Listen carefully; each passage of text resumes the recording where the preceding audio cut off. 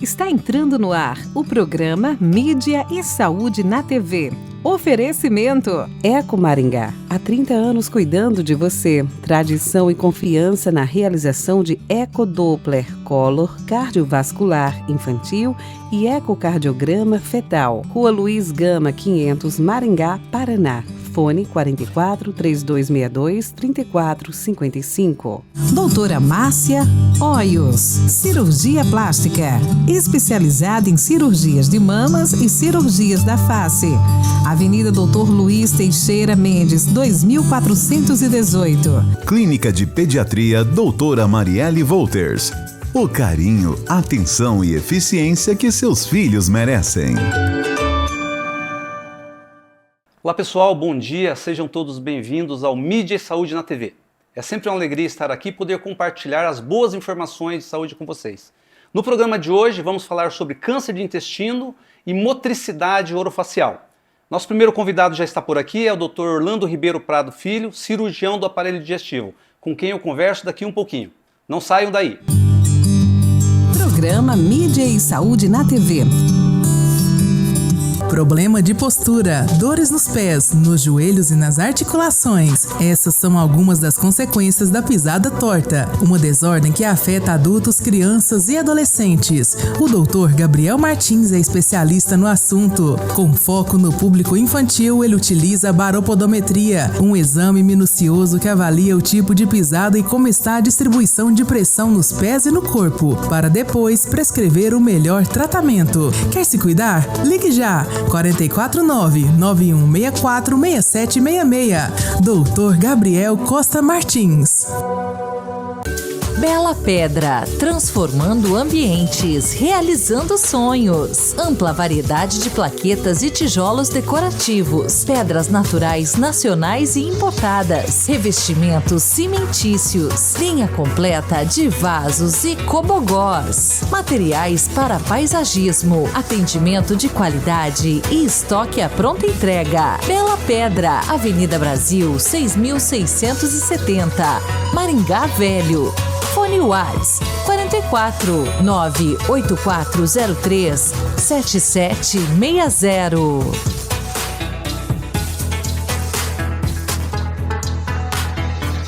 Olá, eu sou a doutora Larissa Maciel, especialista em cuidar da sua beleza.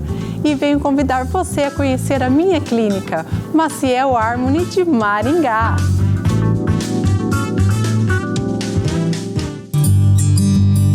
Programa Mídia e Saúde na TV.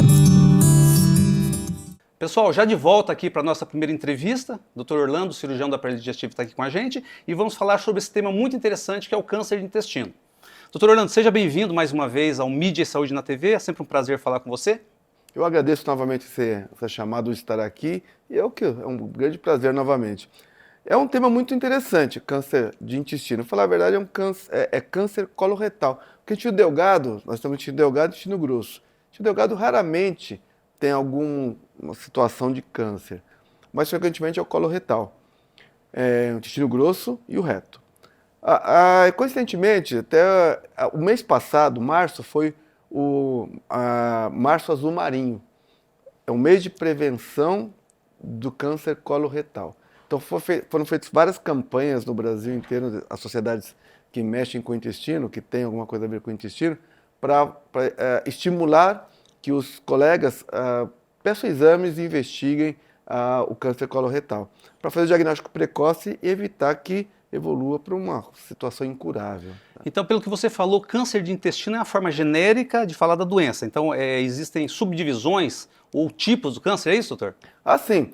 Basicamente, quando se fala intestino, leva-se mais em conta o intestino grosso, né? O intestino delgado raramente vai ter alguma coisa, daí até não é levado uma casuística muito grande nesse ponto. Menos de 1% das situações. 99% dos casos de câncer são de intestino grosso, cólon e reto. Doutor, existe assim sintomas característicos, a pessoa que é portador, que é atingido pelo câncer de intestino, as características são visíveis? Algumas sim. Por exemplo, tem umas situações que são de alarme. Por exemplo, sangramento nas fezes. Nunca sangramento é normal. Nunca. Qualquer idade tem que ser investigado. Tá? alteração do hábito intestinal em paciente idoso, por exemplo. Paciente que tinha um hábito normal, começa a ter constipação, diarreia, sabe? Dor abdominal de origem não convincente, que você não consegue determinar uma causa habitual. Massa palpável. Massa palpável é uma tumoração palpável mesmo. Emagrecimento sem uma causa aparente. Então, são sinais de alerta. Isso ganha mais ênfase quando o paciente tem acima de 50 anos. Né? A questão genética, ela tem uma influência no surgimento da doença? Tem algumas doenças que sabidamente aumentam a chance de ter câncer coloretal. Então, são famílias que, por exemplo, têm doença inflamatória intestinal, doença de Crohn, retocolite são mais frequentes. Pacientes com polipose, pólipos familiares. Então, desde jovem tem que ser seguido e investigado. Tá? O pólipo não é uma doença maligna, doutor? Inicialmente não, mas é uma doença que vai levar ao câncer depois de 10 a 15 anos. Então, por exemplo, um exame a ser feito, colonoscopia, que é feito hoje muito frequentemente, se detecta um pólipo, obrigatoriamente tem que ser retirado. Manda-se para exame e avalia-se benigno ou não. Geralmente é benigno quando está em fase mais precoce. É um tipo de tumor benigno, o pólipo, é isso? Uma inflamação? É um tumor benigno, é uma elevação benigna dentro da mucosa do intestino grosso. E aí retira-se. Já é o tratamento. Aí tem que fazer periodicamente, fazer colonoscopia para poder ver se aparece novamente. O doutor, você comentou e realmente, né, a informação é uma das formas de prevenir e também de buscar um caminho adequado para tratar, né? Sim. Por exemplo, a gente ouve falar muito de carne vermelha, de refrigerante e outros alimentos que poderiam contribuir para o surgimento do câncer. Existe procedência com relação a essas questões? Sim, sabe-se que há fatores de risco. Por exemplo, a ingestão em grande quantidade semanalmente de carne vermelha. Dentro da literatura, vê-se que é uma incidência maior em quem tem uma alta incidência, uma alta ingestão de carne vermelha. Logicamente, não é falar assim, não coma carne vermelha. Não é isso. É com equilíbrio, né? Exatamente. Porque tem que equilibrar pensando da seguinte maneira. Nós vivemos num mundo ocidental que tem muito alimento industrializado.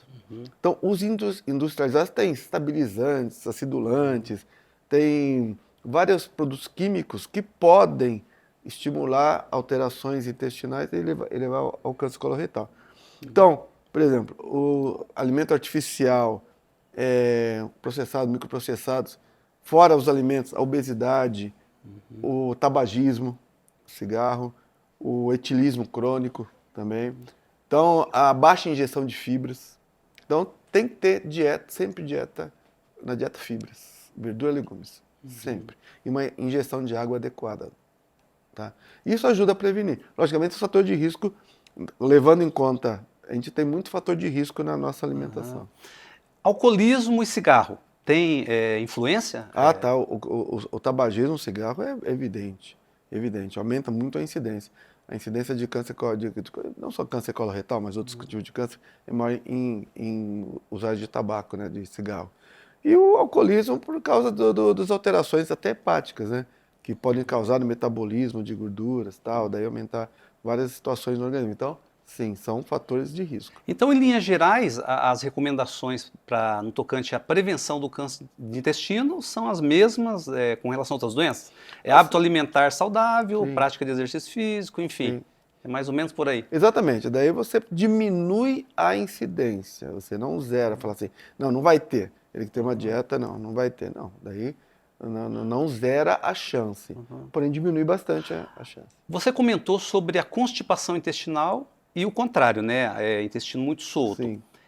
A constipação é um fator, digamos assim, ela por si só, isoladamente, ela é um fator que pode levar ao surgimento, contribuir para o surgimento do câncer de intestino? Sim, por um mecanismo basicamente assim. Quem é constipado, intestino preso, ele tem um hábito intestinal mais lento. Então ele demora mais dias para eliminar as fezes. Se você for pensar bem, as fezes é aquilo que você não utilizou na alimentação.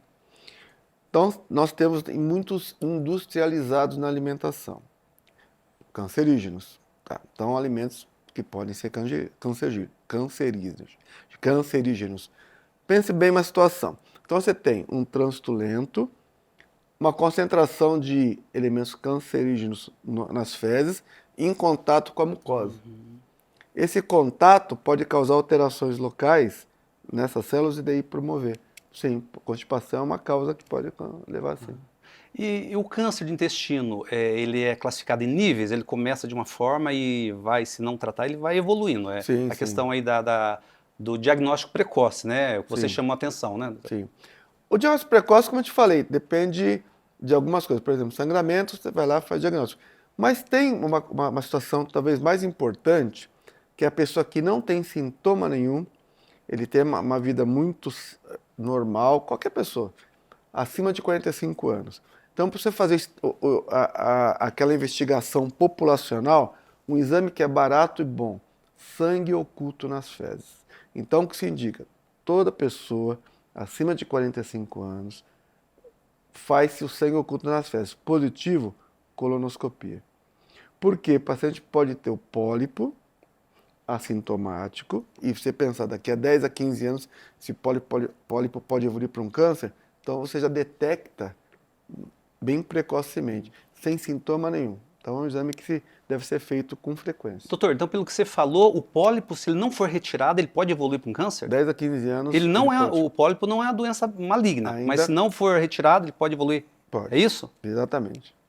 Então tem que ser retirado toda vez que vai fazer colonoscopia, tem pólipo, tira, manda para exame. Mas considerando que o pólipo pelo que eu, sei lá, é assintomático, né? O pólipo é assintomático? Sim. E como que se diagnostica? Então, sangue oculto nas fezes, Mas eu tenho uma rotina que eu proponho para o paciente. Então, o paciente está com 45 anos, chegando no consultório, independente, homem ou mulher. Eu proponho, é indicado, a literatura indica fazer colonoscopia a partir dos 45 anos. Você está disposto a fazer? Não estou disposto. Sangue oculto nas fezes. Mas, se der positivo, você tem que fazer colonoscopia, tá? Então, é o paciente assintomático que você faz aquela avaliação populacional, tá? Todos pede para indiscriminadamente, para todos os exames. Um exame que não dói, barato, faz em qualquer unidade básica de saúde e consegue fazer. Aí você consegue definir esse sim, esse não para fazer exame. Como que você classifica a incidência da doença, doutor? Ela tem uma grande prevalência? Como é que é? Espera-se, o INCA, Instituto Nacional do Câncer, espera anualmente 2 milhões de casos novos por ano.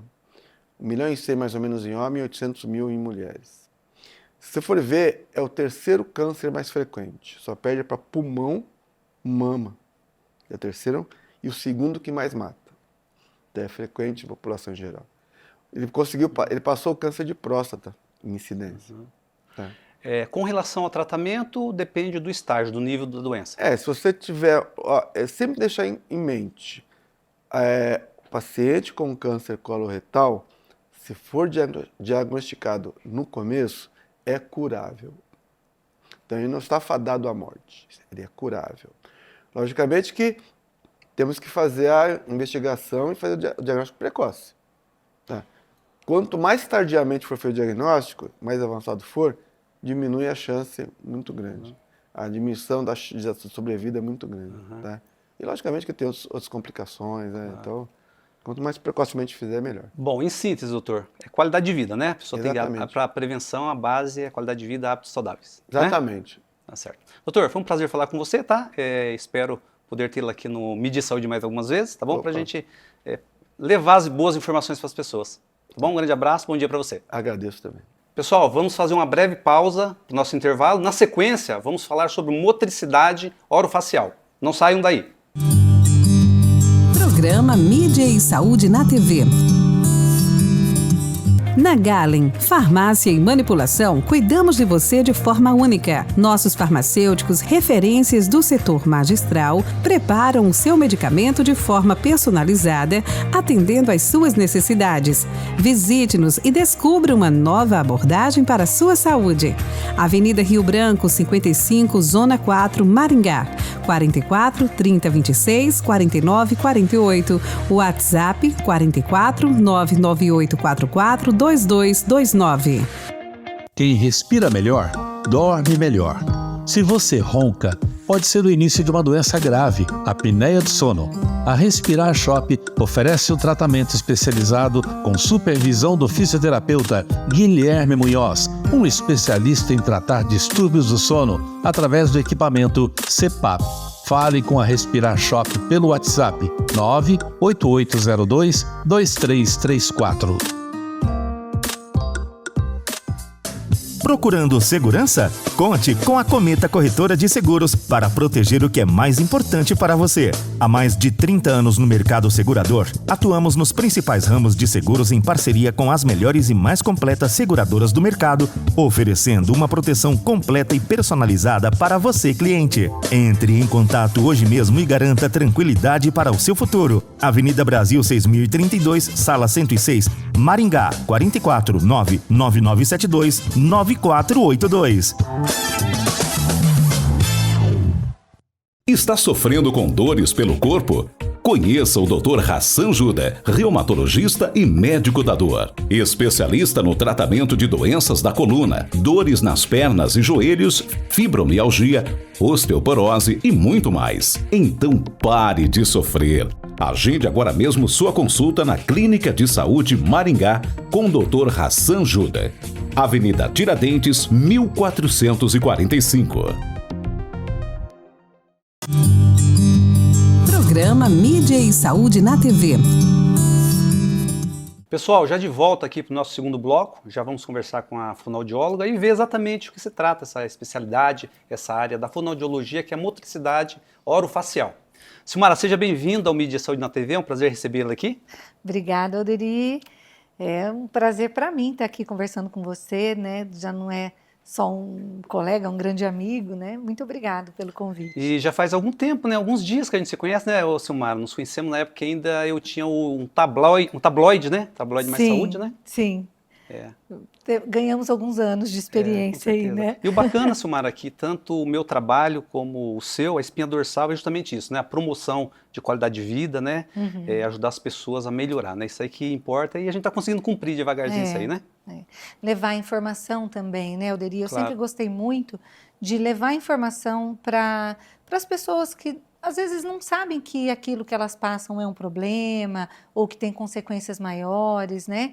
E eu acho que a gente sempre casou um pouquinho os objetivos, da maneira como divulgar isso, Com né? certeza. E complementando o que você está falando, Silmara, e até para esclarecer os nossos telespectadores, né? Você é fonoaudióloga e se especializou nessa área de motricidade orofacial. Queria que você falasse, o que é? É uma parte, é uma área da fonoaudiologia? Como que funciona, Isso. Silmara? Inclusive, assim, foi dentro da motricidade mesmo, que é o tema que a gente sempre conversou, né? A fonoaudiologia, ela é uma ciência que estuda a comunicação humana. Então, os aspectos comunicativos e os aspectos alimentares dizem respeito à fonoaudiologia. Quando a gente fala em comunicação, Alderi, a gente está falando não só da questão de como eu falo, como eu produzo a minha fala, mas também da questão de linguagem. Então, como eu elaboro isso, como eu estou inserido na língua portuguesa, como eu me comunico, qual a minha intenção comunicativa, né? Esse foi o grande carro-chefe da fonoaudiologia. De tanto as pessoas estudarem, né? A fonoaudiologia é uma área nova, recente. No Brasil, ela começou em 1961. Então, no trabalho com os estrangeiros que vieram para cá, que não conseguiam falar, né, foi se estudando como é que fazia aquele som, como é que falava, E aí foi vendo que tinha muito mais a ver também, não só com essa parte de linguagem, que é uma área uma especialidade da fonoaudiologia, mas também com como era produzido motoramente, como que isso acontece na boca. Então, a fala deu um start muito grande para que o fonoaudiólogo começasse a estudar as questões orofaciais. Então, a língua, como que é o movimento da língua? Ela levanta, ela tem que apoiar, ela tem que fazer, mas a língua não faz só isso, ela faz outras funções também. Ela mastiga, ela deglute, ela tem uma determinada posição para que a respiração aconteça. E isso começa muito cedo, né? Desde que nasce, com as primeiras funções, que é a sucção, né, coordenada com a deglutição, respiração, mais para frente mastigação, vai surgindo a fala. Então, levou a fonoaudiologia a estudar esse funcionamento motor oral. Então, a gente percebeu, né, que tem a questão toda esquelética, óssea, que tem uma questão muscular da face e tem as funções que eles exercem. E a interação de tudo isso é o que a gente chama de motricidade orofacial. Então, não só o que eu tenho para falar, mas como eu falo, como eu elaboro. E, na verdade, é um conjunto e é bastante abrangente, né? Pelo que a gente percebe, né, Silmara, a motricidade, ela engloba várias questões, né? Tanto de prevenção de muitas desordens, como também efetivamente, de tratamentos, né, de problemas, né? Sim, sim. E daí foi se evoluindo, né, cada vez mais, e a gente foi entendendo muito mais da musculatura da face, de como que isso funcionava. Eu te falo isso porque a gente começou mesmo aí, por exemplo, em crianças que mamavam mamadeira, chupavam um dedo, a gente percebia que ficava com uma musculatura mais fraca, né?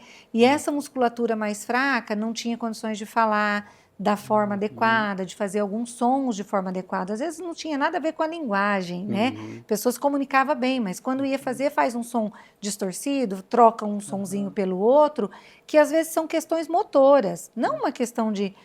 as pessoas atrelam muito o falar bem com a questão cognitiva, com compreender bem, né? E às vezes essa questão de fala é uma questão motora, de motricidade, da condição que o músculo tem de fazer e dá uma sensação ruim em relação à linguagem. A partir daí, desses estudos de musculatura, de língua, inervação, então a motricidade abrangeu a prevenção, claro, sempre a prevenção, a questão de reabilitação, quando você tem alguma doença, alguma patologia, alguma coisa que atrapalha o funcionamento disso, então a gente tem que reabilitar. Só uma pausinha. Por exemplo, você pode citar, quando você fala de reabilitação, quais os tipos de problemas, por exemplo, que vocês trabalham com a reabilitação? Com reabilitação, por exemplo, se eu tenho, vamos falar da criança, porque a motricidade ela engloba tanto a parte infantil, adolescência, adulto e idoso. Então, um exemplo na criança. Se eu, por muito tempo, usei mamadeira, chupeta, tenho uma alimentação muito macia, que eu não utilizo essa musculatura direito, o tônus muscular fica mais baixo, a posição da língua fica diferente. Essa posição da língua interfere no crescimento da arcada dentária, os dentes vão...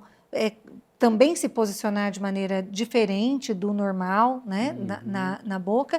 E essa musculatura, para trabalhar, ela precisa ser reabilitada. A criança com uma musculatura muito fraquinha, né, que não consegue dar conta de sustentar a mandíbula, e aí a boquinha acaba abrindo. Abriu, mudou a pressão, o ar começa a passar.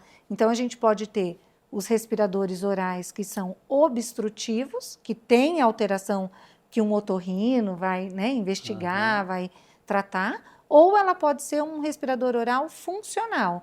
Então, come só coisas macias, não mastiga direito, não tem força, a boca abre, usa chupeta, mamadeira, e essas consequências podem ficar para o resto da vida. Entendi. Ô, Silmara, você falou aí do respirador, estamos falando do respirador bucal, né? E a gente percebe que dentro da tua área de abrangência, é um leque bem grande, né? A questão do sono, que é um dos grandes pilares, né, da vida do ser humano, né, o sono adequado. Vocês tratam também a questão de pessoas que têm problema de ronco, de apneia? Sim, dentre os problemas respiratórios que a gente está falando, então, por exemplo, voltando a falar das crianças, já que a gente está aí, né, dentre as crianças que têm, por exemplo, amígdala e adenoide, 5 a 7% das crianças apresentam a apneia obstrutiva do sono.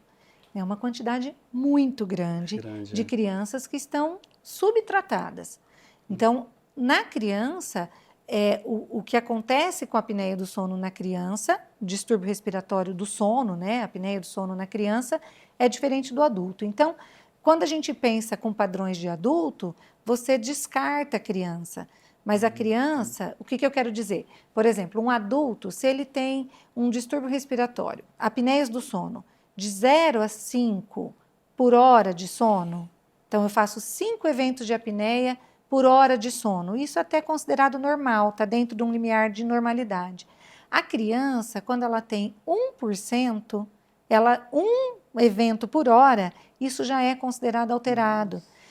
Porque o cérebro da criança está em desenvolvimento. Então, as coisas podem começar com uma respiração oral, como a gente estava falando. Começa leve, mas a respiração da criança, o sistema respiratório responde diferente. O sistema ventilatório responde diferente. Então, se chega menos ar, o cérebro, para se desenvolver, para fazer novas conexões, precisa de muito oxigênio. E se chega menos oxigênio, ela passa a ter problemas de desenvolvimento, irritabilidade. Muitos casos de hiperatividade são confundidos com problemas de sono, né? Porque uma criança sonolenta, ela é mais uma criança irritada do que sonolenta. A criança com sono, ela fica irritada. O adulto, não, ele interpreta isso, ele fala, nossa, não dormi bem, estou muito cansado. Encosta, dorme. Se eu pudesse, eu dormiria 5 minutos, 10 minutos. A criança não, ela fica irritada, ela fica impaciente, ela pula para todo lugar, ela não se atém com atenção numa única atividade.